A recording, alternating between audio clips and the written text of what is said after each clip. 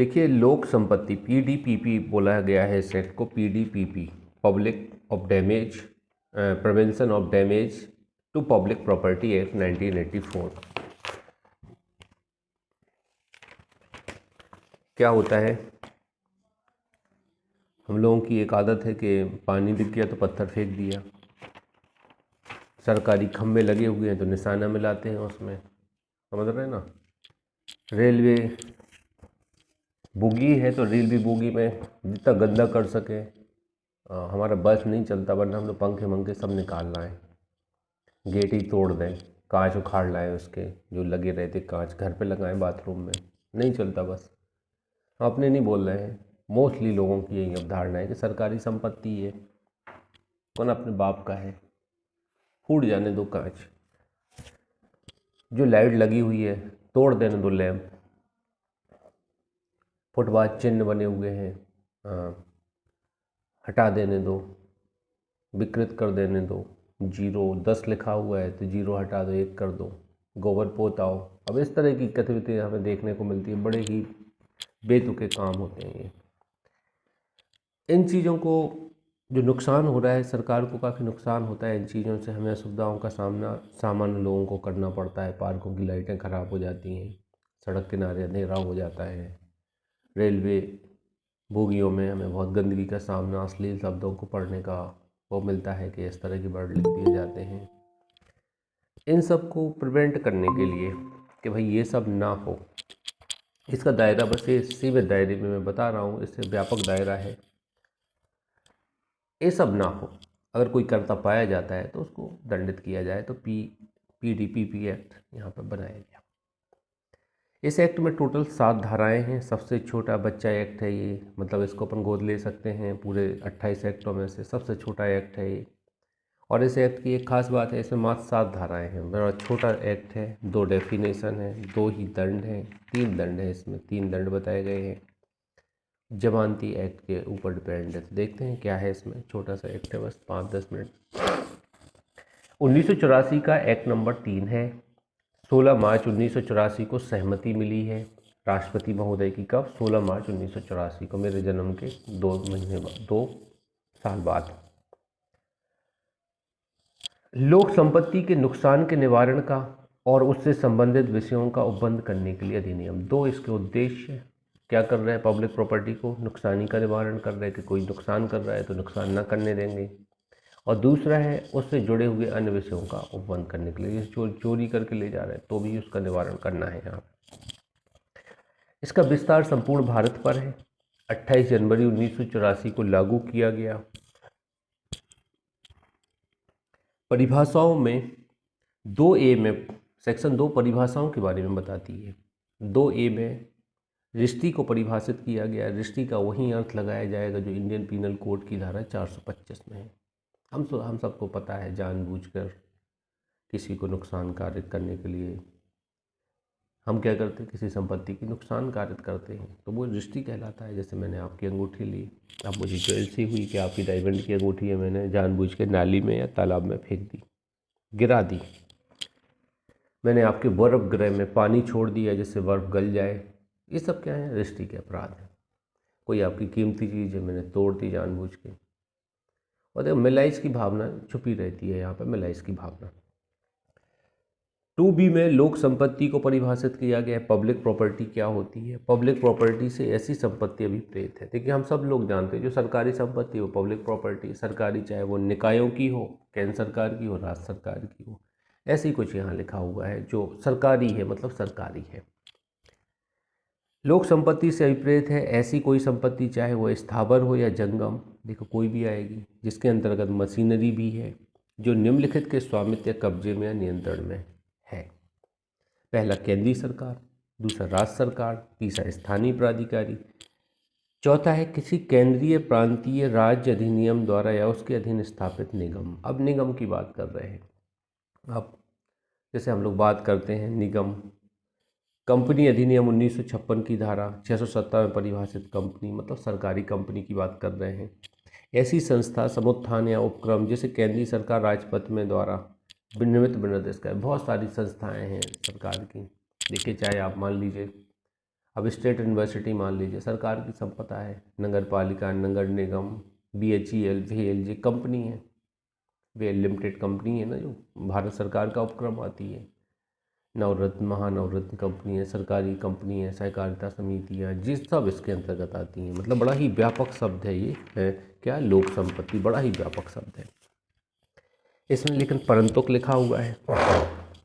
केंद्र सरकार इस उपखंड के अधीन किसी संस्था, समुत्थान या उपक्रम को तभी विनिर्दिष्ट करेगी जब ऐसी संस्था, समुत्थान या उपक्रम का केंद्रीय सरकार द्वारा अथवा एक या अधिक राज्य सरकारों द्वारा अथवा भागता केंद्र सरकार द्वारा और भागता एक या अधिक राज्य सरकारों द्वारा प्रत्यक्षता अप्रत्यक्षता संबंधित निधियों द्वारा पूर्णता व पर्याप्तता वित्त पोषित किया जाता है।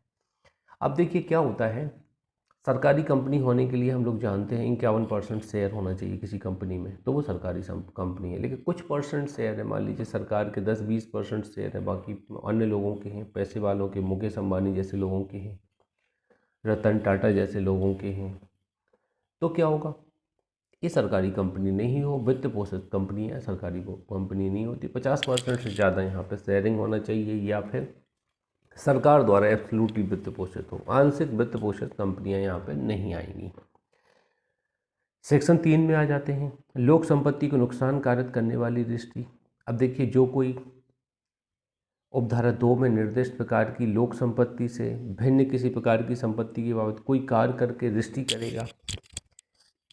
अब इन्होंने कुछ डिस्क्रिमिनेट कर दिया है संपत्तियाँ, उनके संबंध में क्या कर रहा है, रिष्टि कर रहा है, नुकसान पहुंचा रहा है, मतलब तोड़ देना। ये पेन है मेरा, आपने तोड़ दिया, रिष्टि कर दी मुझे, तो कारावास से 5 वर्ष तक वो जुर्माने से दंडित होगा।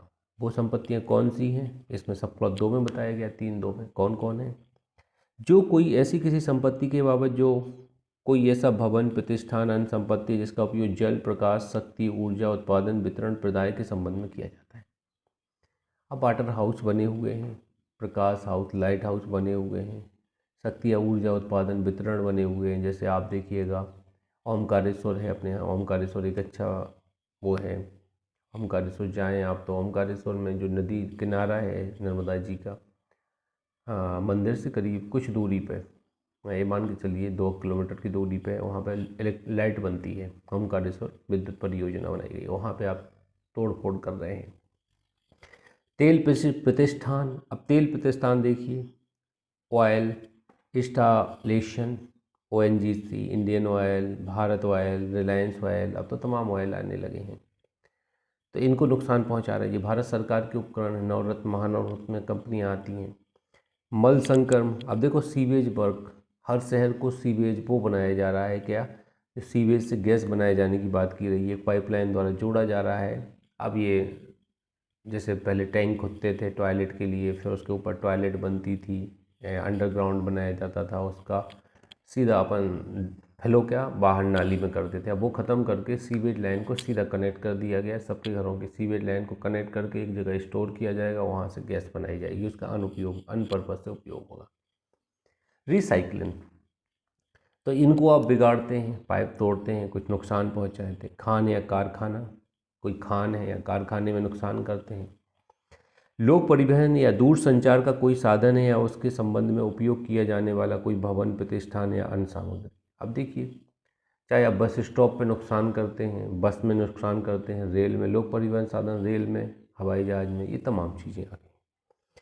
कोई कार्य करके दृष्टि करेगा, अब ऐसा कार्य कर रहा है, दृष्टि करेगा, नुकसान करेगा, हम क्या है, कई लोग देखिएगा इतने कलाकार होते, गुस्सा आती 2-3 जड़ देवे इनमें। ट्रेन में हम लोग जाते ना, तो अपने सामने ही वो बर्थ की सीट फाड़ने लगा होगा आदमी, पेंटिंग करने लगा होगा, इसके लिए रहेगा, उसमें पेंटिंग बना देगा, एक लड़की को बना देगा भूतनी टाइप की और ऐसी पेंटिंग कर देगा।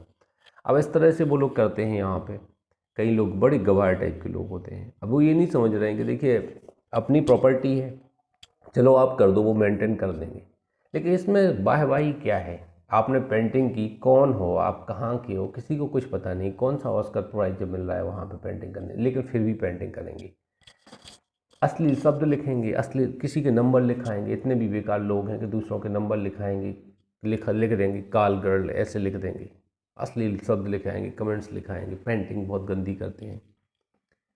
फाड़ देते हैं पंखा, देखिए बल्ब को भी डिस्टर्ब कर देते हैं। मैंने तो कई जगह देखा है कांच मांझे कुछ होते हैं ना, जैसे बल्ब वल्ब निकाल ले जाते हैं कुछ लोग, तो कैसे करते हैं समझ में नहीं। फुटपाथ लैम्प तोड़ देते हैं। तो ये सब चीज़ें यहाँ पे आ रही हैं। कोई कार्य करके रजिस्ट्री करेगा, कठोर कारावास से 6 मास से कम नहीं होगी, किंतु 5 वर्ष तक हो सकेगी और जुर्माने दंडित होगी। अब देखिए प्राइवेट संपत्ति के संबंध में यहाँ पर किया गया उपधारा 2 में निर्दिष्ट भिन्न संपत्ति के संबंध में अगर कोई अपराध करता है तो क्लॉज 1 3(1) में दंडित होगा 5 वर्ष जुर्माने से। और क्लॉज 2 में बढ़ने से संबंधित अपराध करेगा तो कठोर कारावास 6 माह से 5 वर्ष तक जुर्माने से दंडित होगा। तो 2 दंड यहाँ बताए गए हैं, आप थोड़ा ध्यान दीजिएगा। परंतु न्यायालय ऐसे कारणों से जो लेखबद्ध किए जाएं 6 मास से कम की अवधि का कारावास का दंडादेश दे सकता है। 6 माह से कम का दंडादेश भी न्यायालय चाहे तो दे सकता है। सेक्शन 4 में आ जाएंगे, अग्नि या विस्फोटक पदार्थ द्वारा लोक संपत्ति को नुकसान कारित करने वाली दृष्टि। अब बताओ किसी के घर में आग लगा के अपन घर जला देते हैं और नुकसान कारित करते हैं, इंडियन पीनल कोड की कौन सी धारा लागू होगी बताओ? किस धारा में लगेगा? अग्नि द्वारा दृष्टि करना किसी के घर में, कौन सी धारा लागू होगी दंड के संबंध में? आईपीसी की बताइए। 400 336 सर। नहीं नीति, बताओ और कोई एग्जिट बताओ। आप लोग सही बता रहे हैं लगभग, कॉन्फिडेंस के साथ बताओ कौन सी धारा है? सर 436 है ना? हाँ अरविंद बिल्कुल सही बताया। 336 नहीं है नीति, 436 है। सर मैंने अच्छा और 336 बताया। कंफ्यूजन हाँ था सर। हाँ सर, ये कन्फ्यूजन नहीं होना है, ये बहुत इंपॉर्टेंट। 425 और 436 बहुत पूछी जाती है। अग्नि द्वारा दृष्टि करना, जैसे किसी को, अपन को किसी से दुश्मनी है, अपन उसका घर जला देते हैं, पिक्चरों में जला देते ना, तो उसके ऊपर मान लो कौन सी धारा लगेगी? कोई मरा नहीं, सब लोग भाग गए, घर जला है अकेला, 436 में कार्रवाई होगी, 436 का दंड दिया जाएगा। वही बात यहाँ की गई है, सेक्शन 4 में है तो यहाँ पर रिलेवेंट सेक्शन 436 लिख लेना आईपीसी, जैसे आपको पता चले ऐसे प्रोविजन आईपीसी में भी है। अग्नि या विस्फोटक पदार्थ द्वारा लोक संपत्ति को नुकसान कारित करने वाली दृष्टि, जो कोई, अब ये पब्लिक प्रॉपर्टी के संबंध में आग लगा रहे अपन, हमने सोचा चलो एक बोगी जला देते हैं ट्रेन की, क्या बिगड़ रहा है, गोदरेज तो है, बोगी जला दी। या मान लो हमने बस जला दी, सरकारी संपत्ति है रोडवेज की। जो कोई धारा 3 की अवधारा 1 या अवधारा 2 के अधीन कोई अपराध अग्नि या विस्फोटक पदार्थ द्वारा करेगा, कठोर कारावास से 1 वर्ष से कम नहीं होगा, 10 वर्ष तक कोई जुर्माने से दंडित किया जाएगा। कठोर कारावास 1 वर्ष से कम नहीं होगा और 10 वर्ष तक कोई जुर्माने से दंडित किया जाएगा, परंतु 1 वर्ष से कम का दंड दिया जा सकेगा। तो सेक्शन 4 में दृष्टि के लिए कितना दंड था? 5 वर्ष और जुर्माने से। कठोर कारावास 6 माह से 5 वर्ष तक और जुर्माने से। सेक्शन 3(2) के अंतर्गत अगर वर्णित अपराध होता है तो।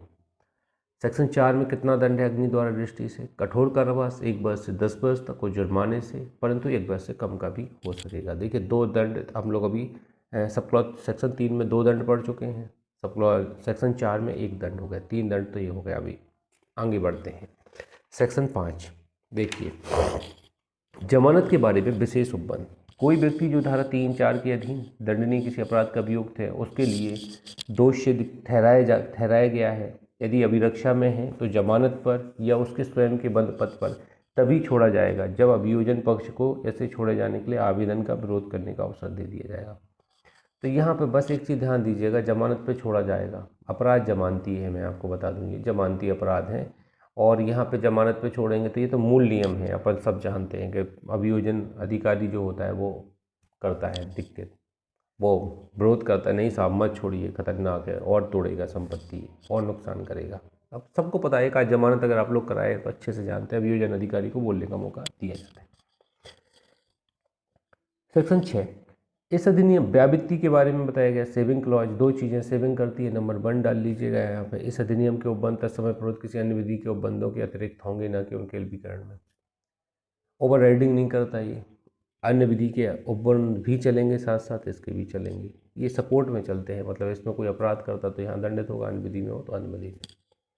दूसरा, और इस अधिनियम की कोई बात किसी व्यक्ति को ऐसी किसी कार्रवाई से, चाहे वह अन्वेषण के रूप में हो या अन्यथा, छूट नहीं देगी जो यदि यह अधिनियम नहीं होता तो उसके विरुद्ध संस्थित की जाती या की गई होती। तो छूट नहीं देगी ऐसी किसी कार्रवाई से। अगर ये अधिनियम नहीं होता तो संस्थित की जाती नहीं की जाती। तो कोई अन्य कार्रवाई है जिसमें वो दंडित हो सकता है तो वो कार्रवाई भी यहाँ पे की जा सकती है, उससे छूट नहीं देगी। मतलब आईपीसी में अपराध बन रहा तो वो भी चलेगा, ये भी चलेगा, ऐसा कहना। सेक्शन 7 निरसन और व्यावृत्ति।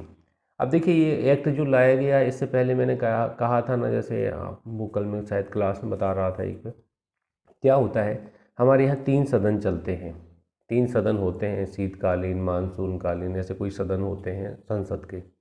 मान लीजिए सदन की कार्रवाई चल रही है, लोकसभा राज्यसभा दोनों सदन कार्रवाई में है, तो आप कोई भी विधेयक ले आओ, दोनों सदन में पारित करवा के राष्ट्रपति के साइन करवा लो तो कानून बन जाता है। लेकिन कई बार क्या होता है, सदन की कार्रवाई नहीं चल रही और कानून बनाया जाना आवश्यक होता है, तो क्या करते हैं हम अध्यादेश ले आते हैं, राष्ट्रपति साहब एक आदेश का टाइप में निकालती है, विधायिका का बनाता है कानून, उस कानून को ऑर्डिनेंस के तौर पे लागू कर देता है राष्ट्रपति के साइन करवा के 6 सप्ताह के लिए। फिर अगले 6 सप्ताह फिर एक्सटेंड कर देते, 6 सप्ताह फिर एक्सटेंड कर देते, जब तक सदन में आ ही जाता है। सदन आ गया, कैसे 1 आध महीने का गैप होता है, 1 या 2 महीने का, चार सदन होते, 3 सदनों की कार्रवाइयाँ चलती हैं संसद में, तो फिर उस सदन में वो अध्यादेश रख दिया जाता है, दोनों सदन में पारित हो जाता है, फिर से राष्ट्रपति सहमति दे देते हैं तो कानून एक्ट के तौर पर लागू हो जाता है। तो ऑर्डिनेंस आया था इसके पहले 1984 का ही ऑर्डिनेंस आया था, इसको निश्चित करती है, लोक संपत्ति को नुकसान का निवारण अध्यादेश निश्चित किया जाता है, इसके स्थान पर एक कानून बन जाता है। 84 का था, 6 सप्ताह लागू किया गया होगा, 6 सप्ताह या 6 सप्ताह के बाद क्या कर दिया गया हो, अंदर ही कानून बना दिया गया होगा।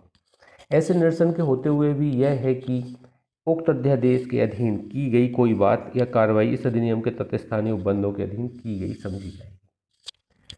तो अगर कोई कार्रवाई की गई है तो ऐसा माना जाएगा इसी अधिनियम के अंतर्गत कार्रवाई की गई है। यहाँ पे मैं आपसे सिर्फ 3 क्वेश्चन पूछूंगा जो बहुत ज़्यादा इम्पोर्टेंट हैं।